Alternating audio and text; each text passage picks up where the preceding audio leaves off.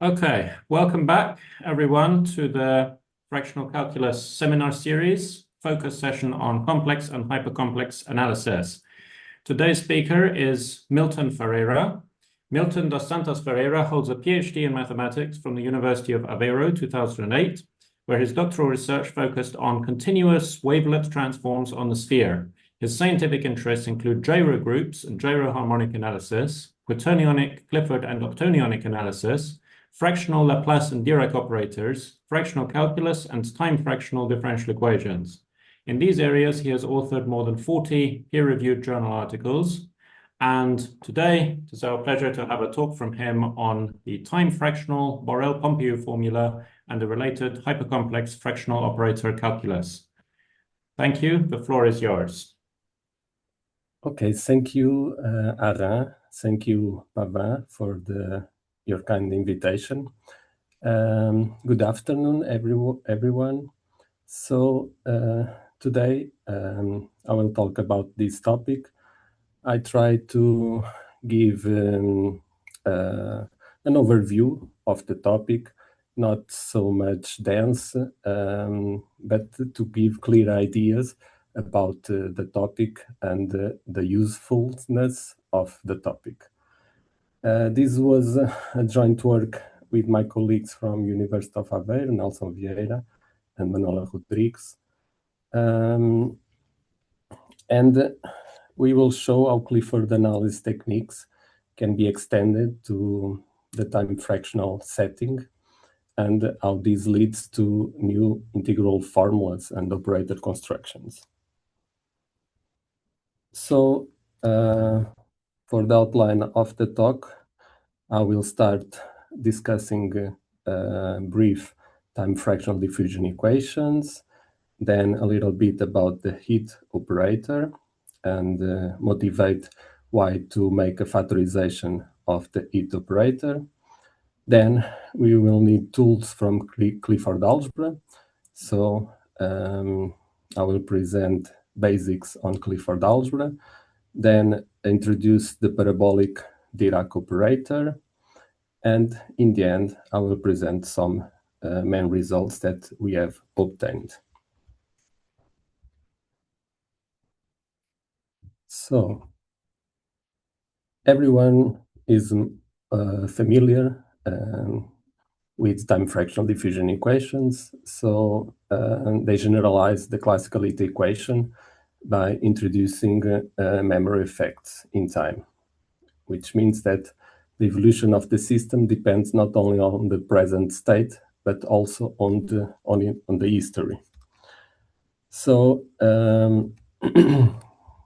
they model anomalous diffusion, in particular when the fractional parameter is between 0 and 1, which is the so-called subdiffusion process.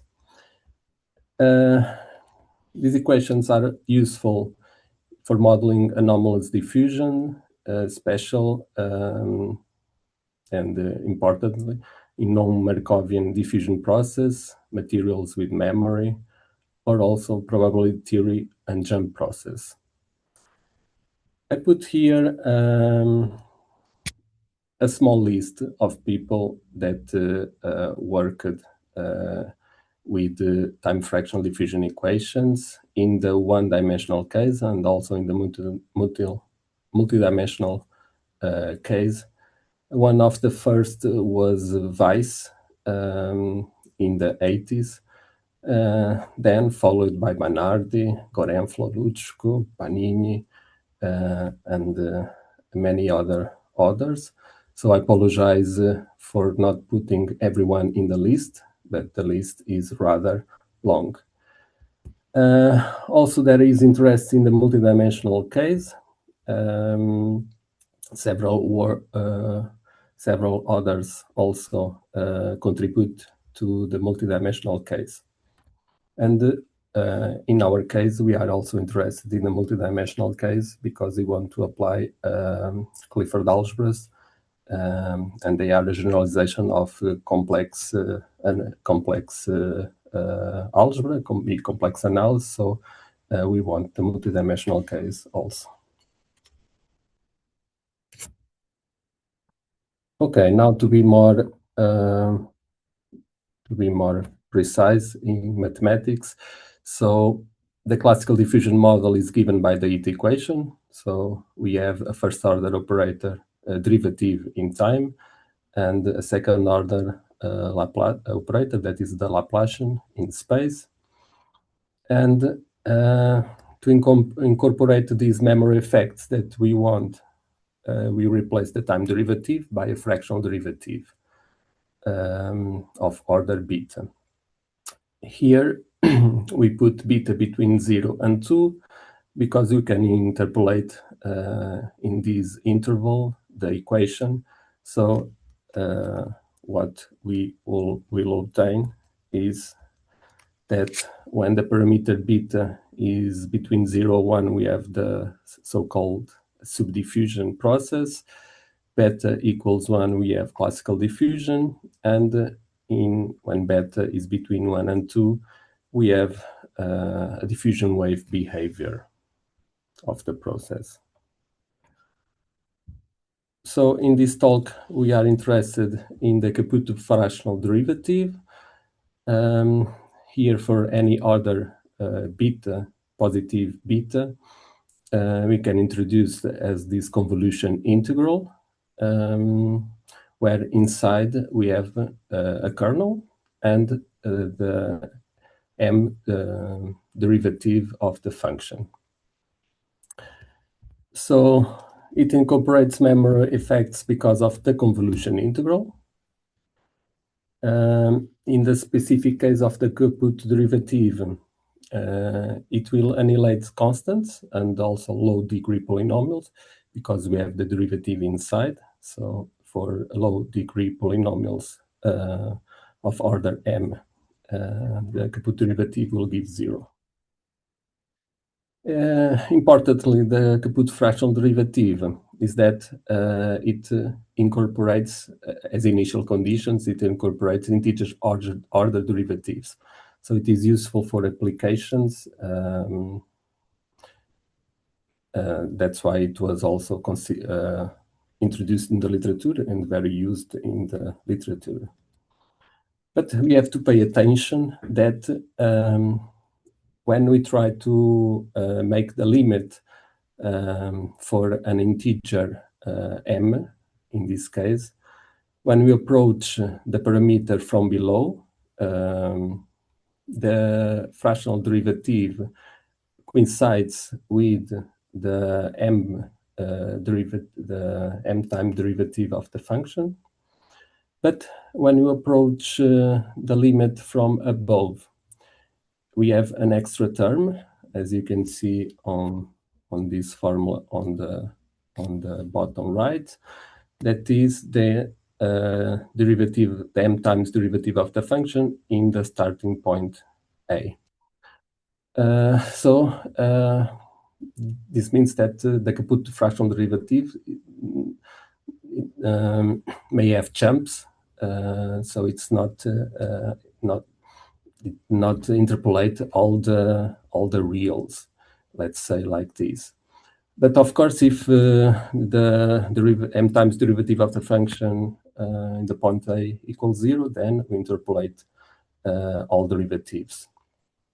For all m, then we can interpolate all derivatives. So this is a remark that sometimes is forgotten in some papers. So now we look for the fundamental solution of the time fractional diffusion equation. So we look for a function that is on the kernel of this operator. And as initial condition, we have the delta Dirac in the initial time 0. So this is well studied in the literature, and we know that we can find several representations for the solution. In Fourier domain, there is only one, that is the Fourier representation of the fundamental solution is this one parameter Mehta-Clifford function. So it is a generalization of the complex exponential function. To invert these Fourier representation to obtain the space-time representation. Well, in the one-dimensional case, it's easy, but in the multidimensional case, the calculations are more involved. And there are several representations. I put here on 6 one possible representation through complex integrals. These are Mellin-Barnes integrals, contour integrals. So basically, we have a contour integral on the complex plane with this infinite contour. Here we have quotients of gamma functions depending on the parameter S, so it's like an index transform. And here we have the variable t and x. This can be, or this gives rise to the definition of the Fox H function, as I have here in 6. So it's not important for now to see what is this Fox H function. You can find in the literature. It is also possible to find explicit series and also asymptotic expansions for the fundamental solution. In the case of odd dimension, we have this finite sum plus this series. In the even dimension case, I didn't put here the expression because it is a long expression. And in the even dimension case, we have also a problem because here, when we apply the residue theorem to calculate this integral, we have double poles. So that's why the formula is more complicated. In the case of odd dimension, we have only simple poles, so we can calculate the residues more easily. Importantly, for beta equals 1, we recover the classical heat kernel. The syntactic behavior of the fundamental solution depends on the scaling variable, modulus of x squared and t2 minus the fractional parameter. Okay, this is only an overview, simple, about time-fractional diffusion equation. Now I would like to give a list of reference. The first one from Weiss, the fractional diffusion equation in 1986. Later on, Schneider and Weiss, again, studying fractional diffusion and wave equations. Then works by Maynard, Luchko, Pagnini. The list continues because the list contains papers from in the one-dimensional case and also papers in the multidimensional case. Here, I would like to make attention to this paper by Kim and Lim from 2016, where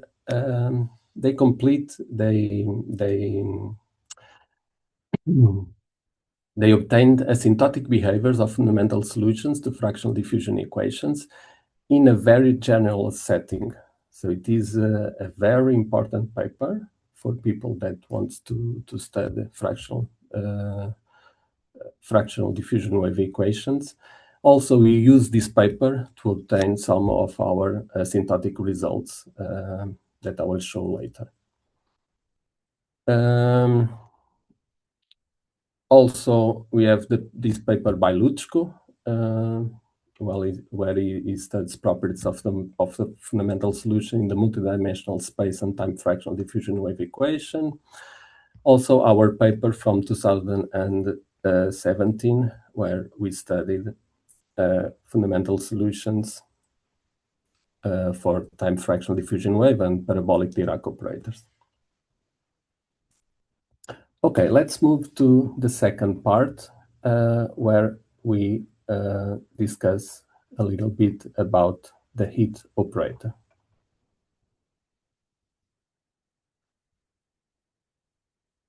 Okay, why we want to factorize the heat operator? First, let's see the elliptic case. It is all known that in the elliptic case, the Laplacian admits a factorization through the Dirac operator. This factorization is very useful and very powerful because it leads to a rich theory in Clifford analysis associated to the Euclidean Dirac operator.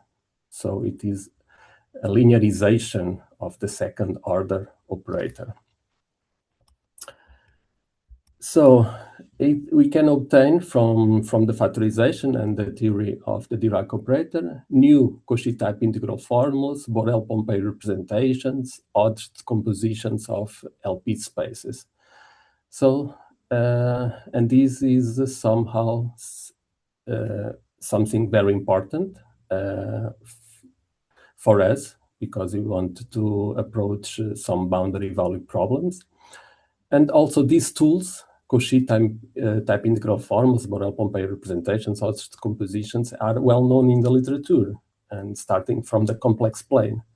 So what we obtain using the Dirac operator and Clifford algebras is the analogous generalization of what is well known in the complex analysis.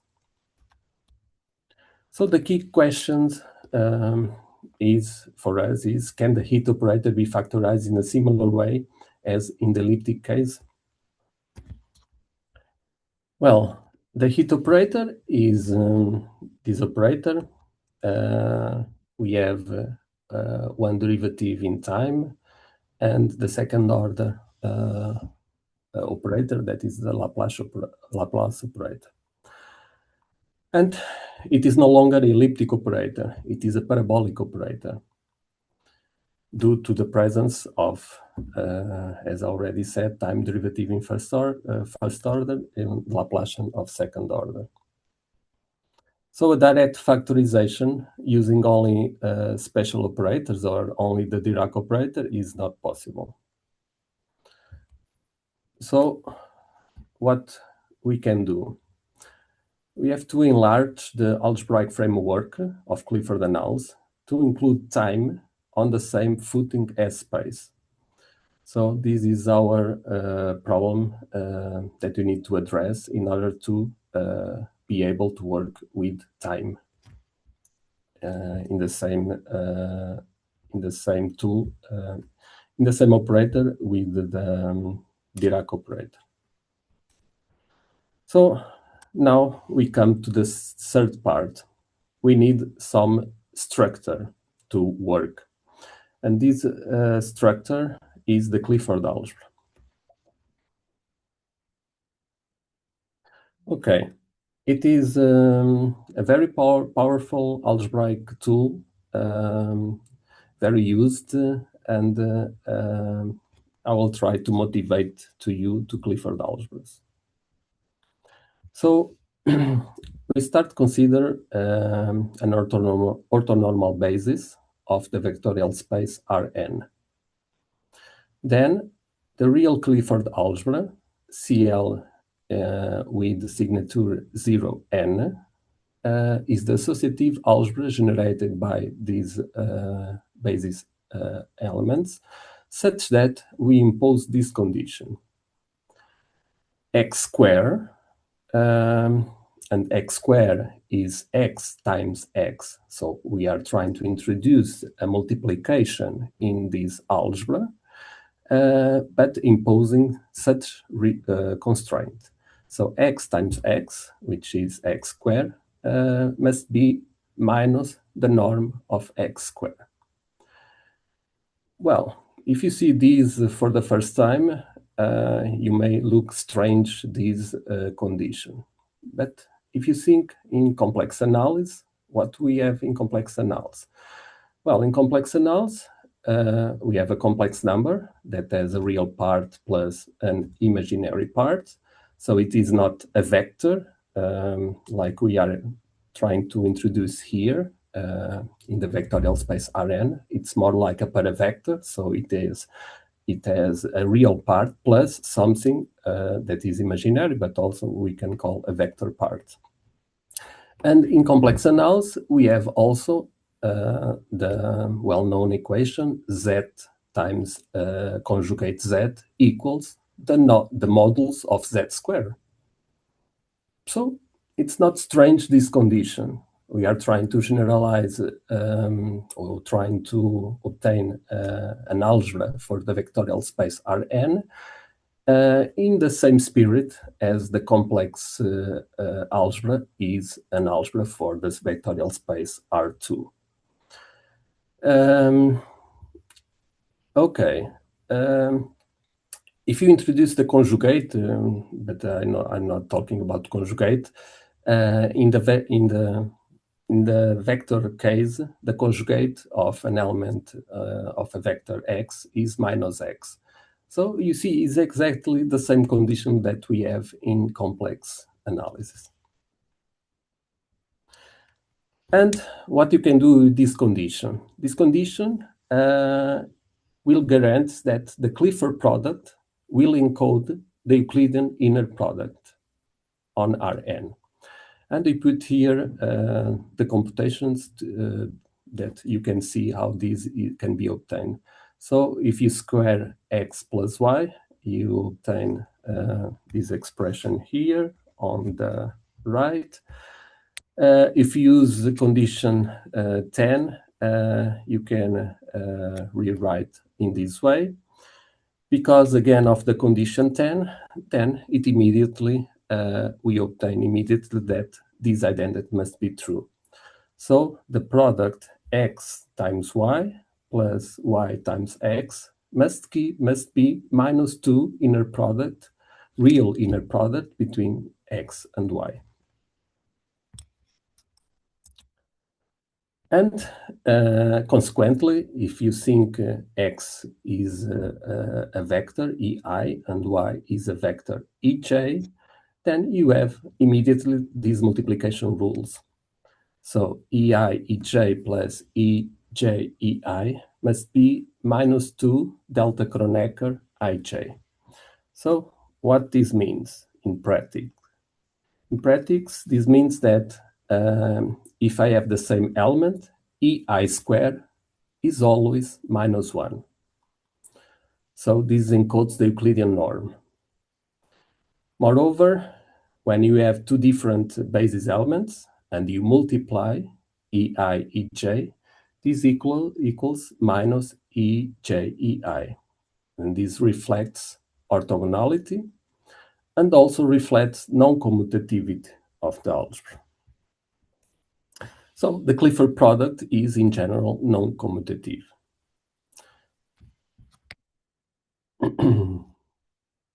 So Clifford algebra is a very rich structure, sometimes very complicated structure. It admits a natural decomposition into subspaces or grades. So what are these parts that constitute the Clifford algebra? We have scalars that are elements of grade 0. The basis, I put 1. We have the vectors that are elements of grade 1. We can have next bivectors that are elements of grade 2. Then you have trivectors, elements of grade 3. And more generally, you have k-vectors that are elements of grade k. When you combine different elements of the base with length k.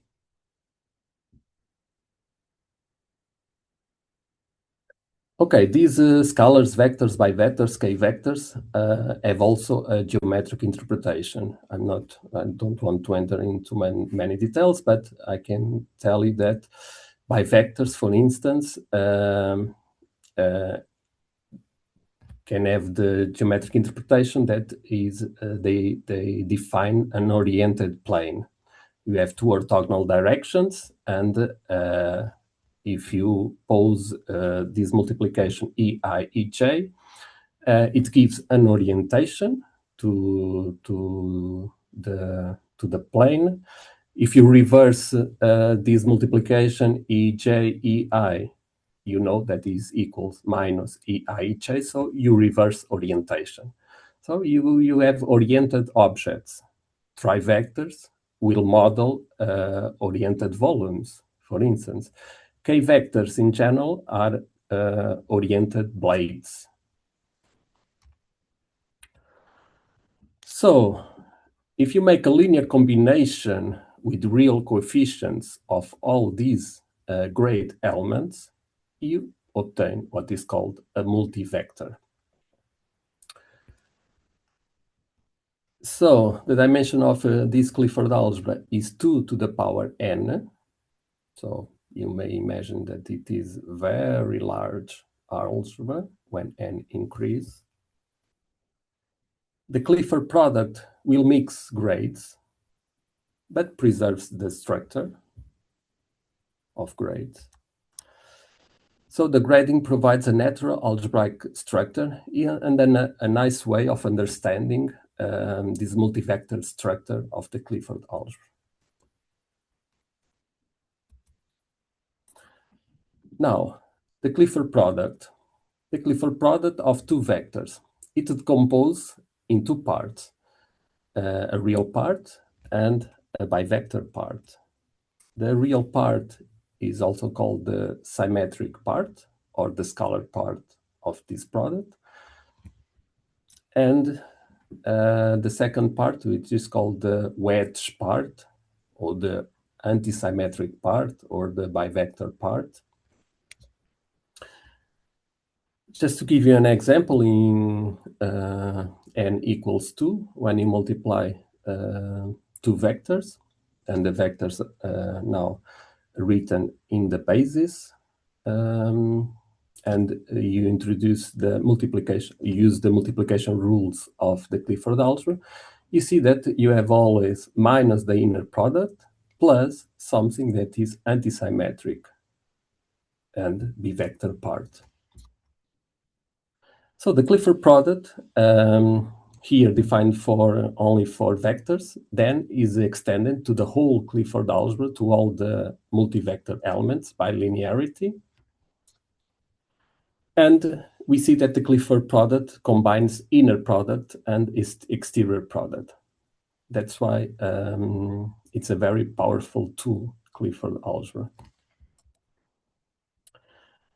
It encodes both metric and geometric information. So the metric by the inner product, so we can measure lengths, angles.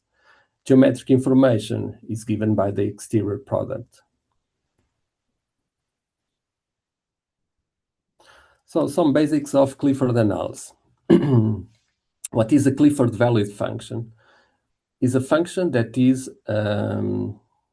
composed by components in the multivectors in each blade, in each grade of the Clifford algebra. So you have a linear combination of real valued components with the basis elements of the Clifford algebra.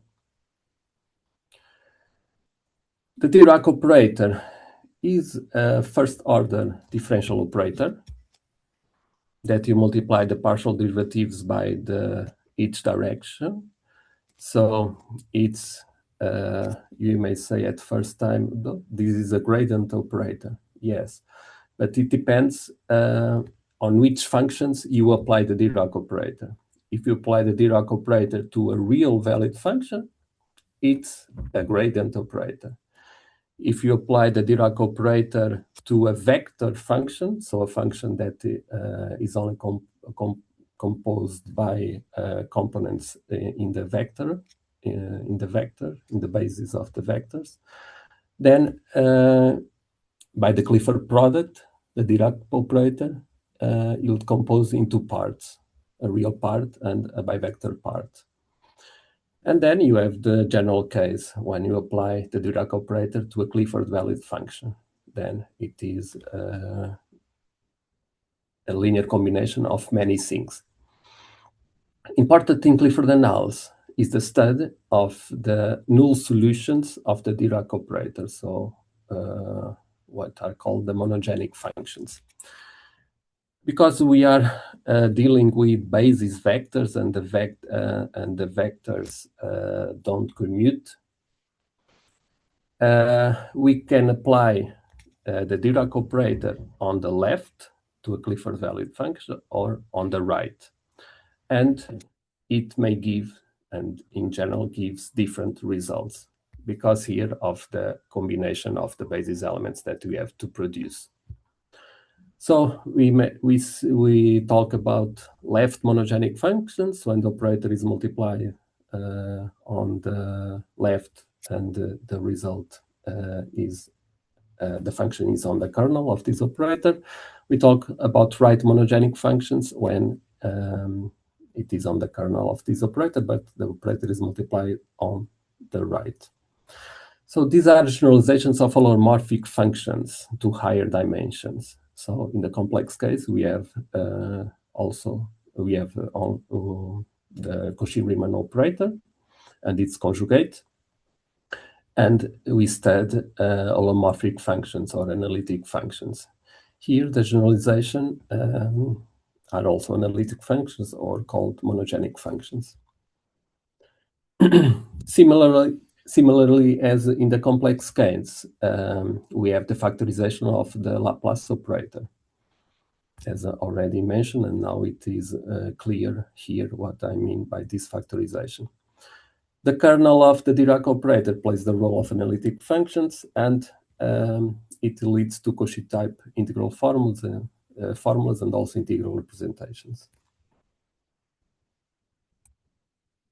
Okay, now to deal with time, our heat operator and time problems, we need to enlarge the Clifford algebra, because we will already see that using only the Dirac operator, that is a spatial derivative operator, it's not enough to be able to factorize the heat operator. So we have to move to another setting that is called the parabolic Clifford algebra.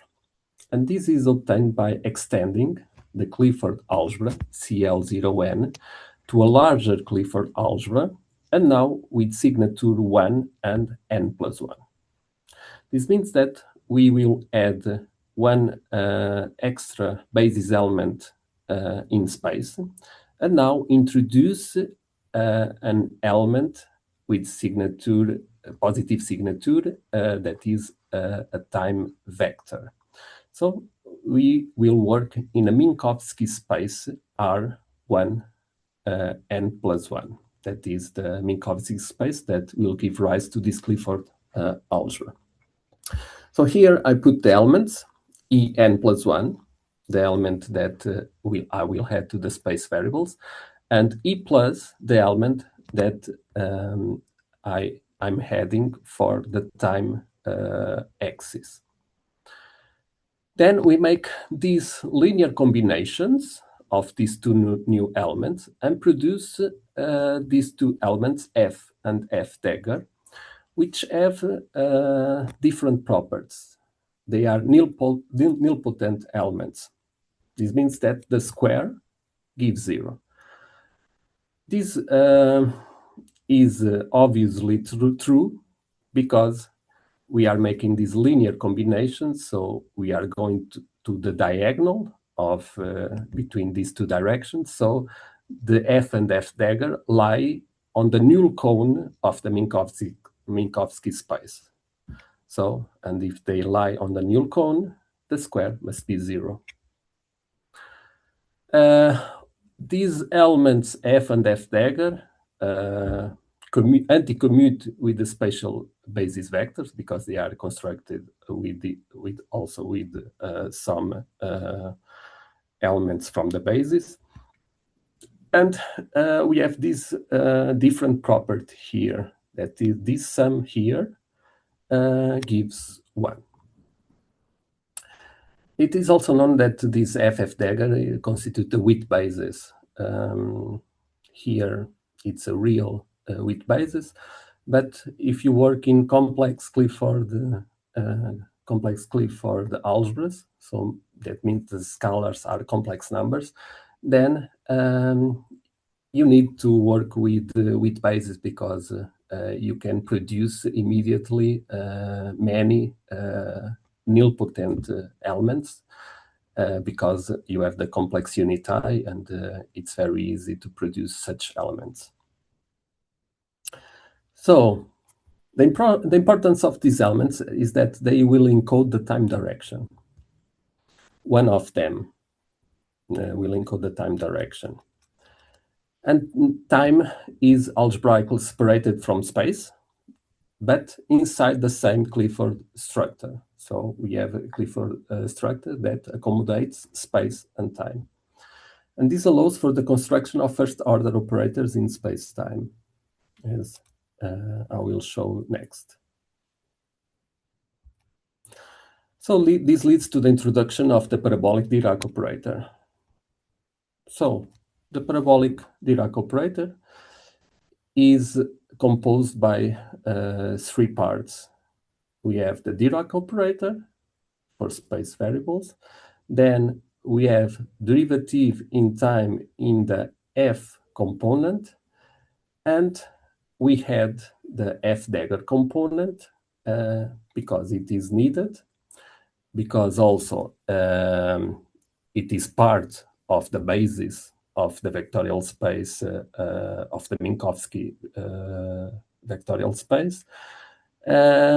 And we use this structure. So now we accommodate the Dirac operator with the first order derivative in time. And now we try to make the square of this operator and to see what we obtain. So we do the computations, and what we obtain all these elements. Now we use the properties. F square equals 0, so this vanishes. F dagger square equals 0, so this vanish. Then the blue ones also vanish, because F anti-commutes with the Dirac operator, so you get the minus sign, so we cancel the terms. Also, these terms in violet, you can also anti-commute F dagger with the Dirac operator.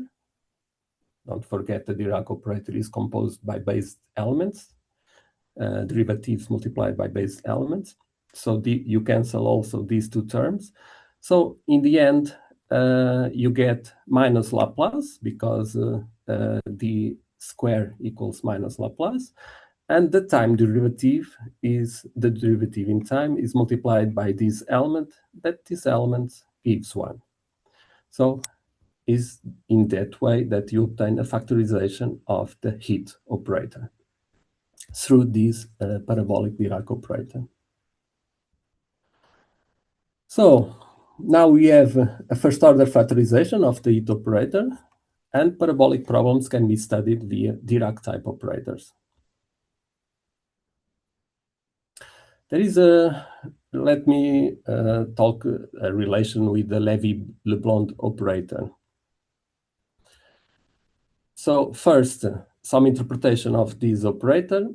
The parabolic Dirac operator plays the same role for the heat operator as the Euclidean Dirac operator does for the Laplace operator. Solutions of the heat equation can be interpreted as components of parabolic monogenic functions. And also this opens the door to develop parabolic Cauchy integral formulas, Borel-Pompeiu type representations, and operator calculus in space-time.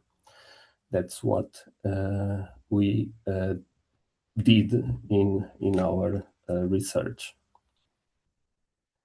So this operator is closely related to the Lévy-Leblond operator that was introduced in 1967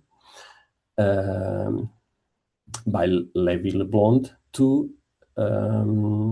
linearize the Schrödinger equation for spin 1 particles. So in that time, he was studying the Schrödinger equation, not the heat equation, and in three-dimensional case. And he found also this type of operator and this type of parabolic operator. Both operators are first order in space-time and rely on nilpotent algebraic structures. And these operators encode non-relativistic parabolic dynamics. Okay, just to give a difference and overview of both operators. The heat operator and the Schrödinger operator. They all are almost the same, but the Schrödinger operator is a complex version of the heat operator. And it has completely different properties. So the heat operator has these properties, as you see here. So it's covariance diffusive and irreversible process. It has a SMI group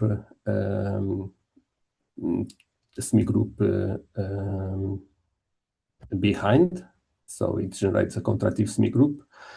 The solution is bit smoothing and decay properties, and it is a parabolic operator. The Schrödinger operator, it governs quantum mechanical evolution. It generates a unitary group. Solutions are completely different. They are oscillatory and time reversible, and it is a dispersive operator rather than a parabolic one. So there are differences in both operators, but what is common is the structure behind. The parabolic structure can be used to treat both operators and to study, to make theory around these operators. Okay, so now we move to the fractional case, and we ask if this factorization can be extended to the time-fractional diffusion operator. So this motivates to introduce a time-fractional parabolic Dirac operator. We replace the integer, the first order derivative in time by a fractional one. And due to the properties of the parabolic algebra, we arrive at a factorization of the time-fractional heat operator by this time-fractional parabolic Dirac operator. So now time to some reference about Clifford algebras and also papers where we can find applications of parabolic Dirac operators. So about Clifford algebras, we have a book from Brax, DeLange, and Solomon, Clifford Analysis and Spinor Valued Functions. We have also works by Sergeira, Scaler, and Krauser, where they applied parabolic Dirac operators to study problems related to Navier, Stokes, and MHD equations. We have also here work of Restrepo, Ruzansky, and Suragan, where they obtained generalized results for generalized fractional Dirac type operators. Also the work of Faustino about fractional Dirac operators of Lévy-Leblond type. It's not a complete list. It's only a list that you can pay attention to some works. Okay, now it's time to present some of our main results. First, we want to obtain a fundamental solution for the parabolic operator that we introduce. It will be a Clifford valid fundamental solution. How do you obtain? We apply the parabolic Dirac operator to the fundamental solution of the heat operator. And you can do this by the factorization property. This will give us immediately a fundamental solution for the first order operator. So this Clifford value function has three components. So we have here this vectorial part. So you apply the Dirac operator to this real valued function.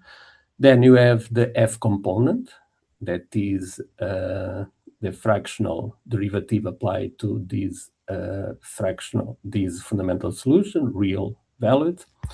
And the last component contains the fundamental solution of the it operator. So we can make some computations and arrive at this explicit representation for the fundamental solution with the help of Fox H functions. The expressions are not so important, are all expressions, but they encode relevant information, of course. Just to give you an overview of the information that we can see. Oh, okay, we cannot see. So we try to make a plot. Just for the 1D case, I will present the 1D case here. So we have real part, F component, and F dagger component. The real part, because of this factor x divided by norms of x, we have a jump at x equals 0. And what we see here?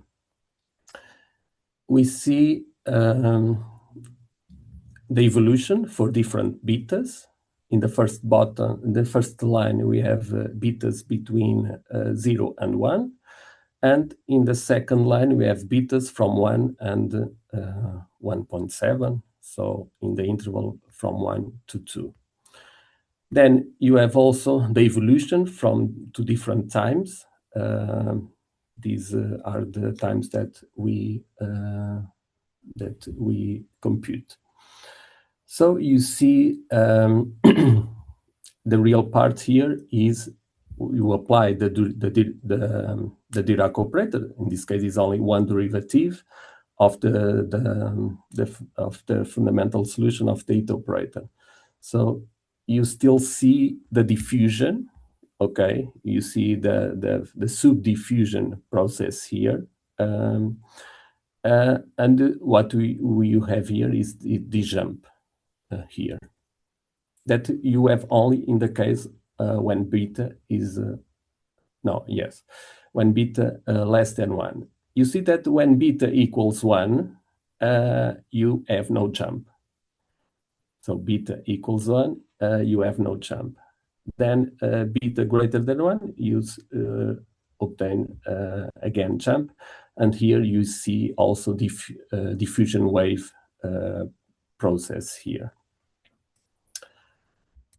For the F component, that is the component that we apply the fractional derivative to the fundamental solution of the it operator, we have these plots here. Again, in the first line, beta less than 1, second line, beta from 1 to 2. And it is interesting to see many things here. For instance, here you have the presence of two maximum points.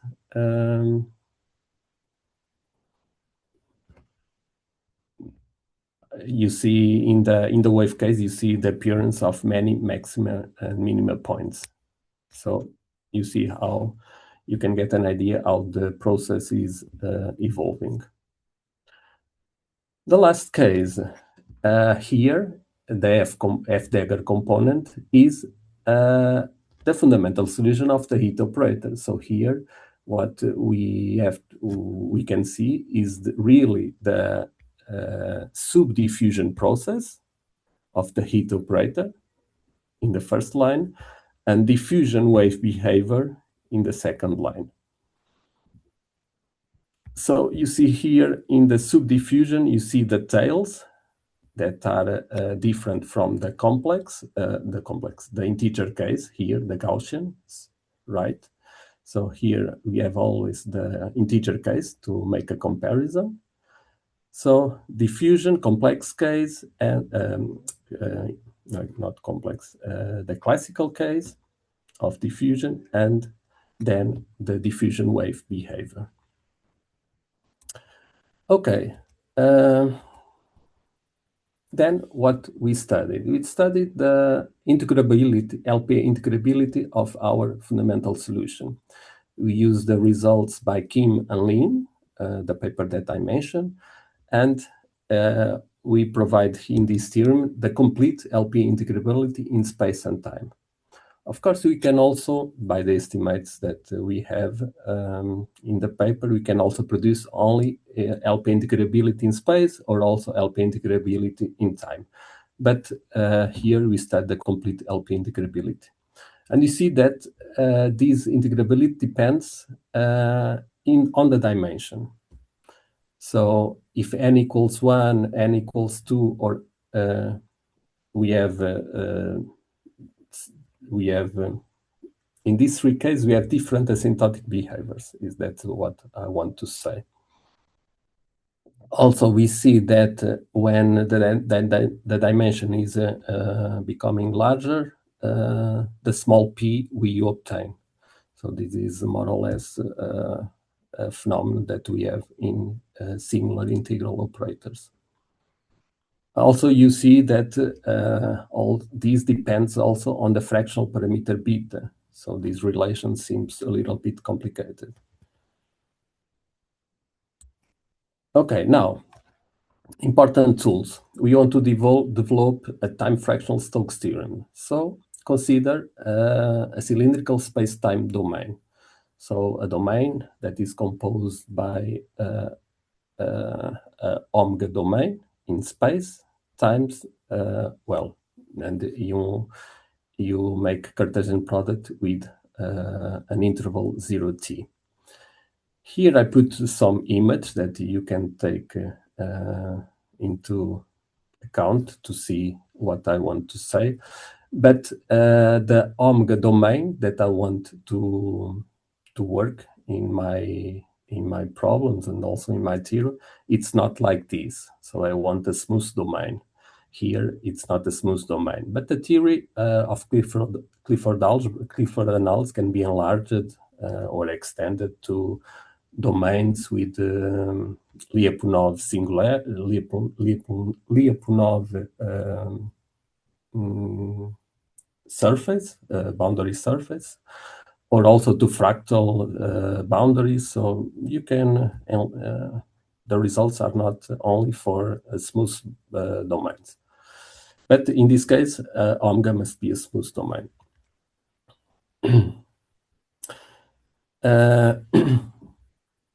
To introduce the fractional Stokes formula, we need, and because of duality between derivatives, we need to introduce these time-fractional parabolic Dirac operator composed by the Caputo fractional derivative, the forward, and also in this first Stokes formula that I will present, I will need to use a Riemann Liouville derivative and a backward one. Also, a backward operator here is needed for duality. Here, from now on, beta is only between 0 and 1 because I only want first order operators. So, time-fractional Stokes formula. It's a formula that relates integrals on the boundary with integrals on the domain. So you have two functions, u and v. Because of the non-commutativity of the Clifford algebra that we are working, in the first function u, you apply this operator on the right. On the function v, in the second term, you apply this parabolic Dirac operator on the left. You see immediately here the duality between the two operators. So you need this duality. On the boundary, we have to decompose the boundary into parts. What are the two parts? So here you have gamma 1 is this boundary, so is the spatial boundary, and here let's say the time boundary. In this second boundary, gamma 2, we have you have the appearance here of a fractional integral operator. Also, this is in accordance with what we know in the real case for the primitivation by parts. So here we have the complex version, and this formula is on the basis of all the theory, because from this you obtain Borel-Pompeiu formula, then the operators that we need for our operator calculus. Also, we have the freedom to deduce other time-fractional Stokes formula, because you can start with other operators, other combinations, and for instance, we obtain these three other versions of the time-fractional Stokes theorem. What is the importance, or why these formulas can be important? You have the freedom to adapt the initial condition, the boundary conditions. You see that here you have different operators, so you may have this freedom to adapt the boundary conditions. Interesting is that in the limit case, all the four cases reduce to these two cases in the limit case, and we have this duality between the forward and the backward parabolic Dirac operator only. On the boundary, you can put everything in one single integral, because you don't need to really separate the boundaries. Okay, so from the time-fractional Stokes formula, then you deduce the time-fractional Borel-Pompeiu formula. What you do, you replace one of the functions, in this case the u, by the fundamental solution of the parabolic Dirac operator. Okay, this is not so easy. You have to see the details on the paper. I will not enter in details now, but you can find this Borel-Pompeiu formula. What is a Borel-Pompeiu formula? It's a formula that says that the values of the function can be recovered by integral or integrals over the boundary, over the domain, and integrals over the boundary. So that's what you obtain in the Borel-Pompeiu formula. Later, I will give a more detailed explanation of this. Moreover, if V is in the kernel of this operator here that is in the domain integral operator, then this integral disappears, and you see that you recover the values of the function only by two integrals on the boundary. So this is a time-fractional Cauchy integral formula. So what is really this domain integral that we have in the Borel-Pompeiu formula? It is measuring how far we are from this function being in this kernel. Because you see that when V is in the kernel of this operator, this integral vanishes.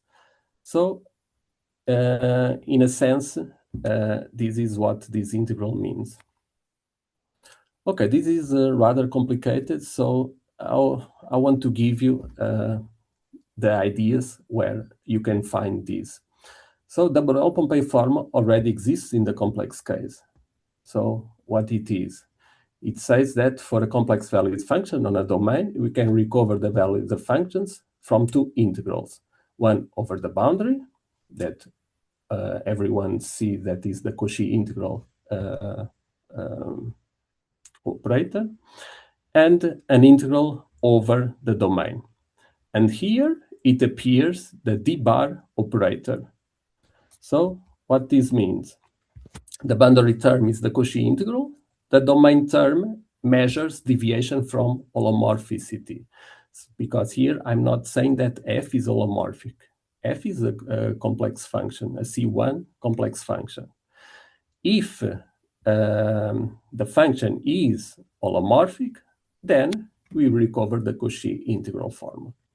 So this is the Borel-Pompeiu formula. It's an extension of the Cauchy integral formula. So this is formula, Borel-Pompeiu formula is the prototype for representation formulas in higher dimensional settings, because from this we can introduce these two important operators, the Cauchy integral operator, the operator over the boundary, and the Teodorescu operator, that is the operator over the domain. So that's what we do. We can introduce these two operators. One is called the T operator, the Teodorescu operator. It's a convolution operator. So we convolve the function with the fundamental solution of, in this case, the parabolic Dirac operator. And here we have the F operator, that is the Cauchy Bitsadze operator. And these are the core of the theory, these two operators. So I will end my talk just showing an application to a boundary value problem. It's a classical one. You can develop many more and to solve many other boundary value problems. So we consider here this equation here. So we have here the heat operator, and we impose homogeneous boundary condition. So on the boundary, it gives 0. And by the operator calculus, the solution can be written in operator form. So it is composition of these three operators. The T operator, and this operator here that I didn't talk, that is a projection operator obtained from the Hodge composition of the LP space. So, other reference that we use in this last part of the talk. So again, our first paper about parabolic Dirac operators. Then we develop the operator calculus in this second paper here. And for those who are interested in to know where all these appear, you have, for instance, the books by Gurulbeck and Sprosik in quaternionic. This is only quaternionic analysis, and this is quaternionic and Clifford calculus for engineers and physicists. So now I come to the end. I hope to give you an overview of the importance of Clifford algebras to study time-dependent problems, in this case, and also the importance of this parabolic Clifford algebra. So I thank you for your attention. Thank you very much for this nice presentation. Do we have any questions from the audience? You can either raise your hand or simply unmute yourself to ask.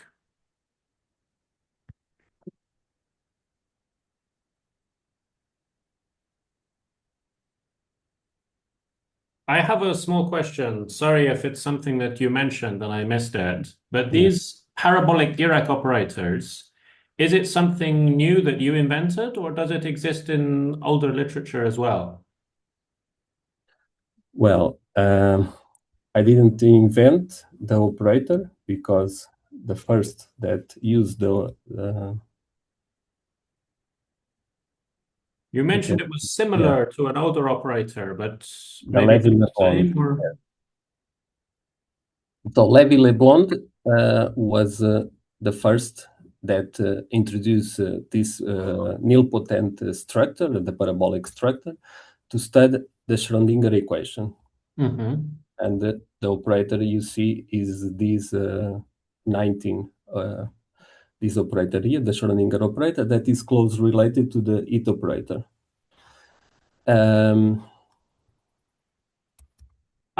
So Levi did with the I, basically, and you did, yeah. Later, they were, let's say, rediscovered in Clifford Analysis. Here, where it is. No, not here.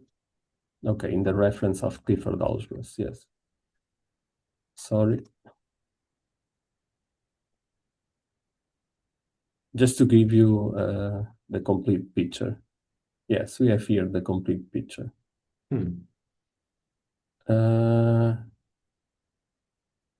No, we don't have. I forgot to put here one paper. Okay. So you have this first reference by Lévy-Leblond. And then in 2000, I cannot specify, 2008, or I cannot specify, there is a, or later, there is a paper from Uwe Paula and Soman, where they reintroduced parabolic Dirac operators to study time-dependent problems. So and made application to Navier-Stokes equations. That's why they also, that later on with Krauser, they continue to work with these operators and other equations. But the first reference is a paper from Paula, Uwe, and Soman, where they reintroduced this parabolic Dirac operator in order to incorporate the time derivative. Yes. Okay, thank you. I will check it. Thanks. Are there any other questions from anyone?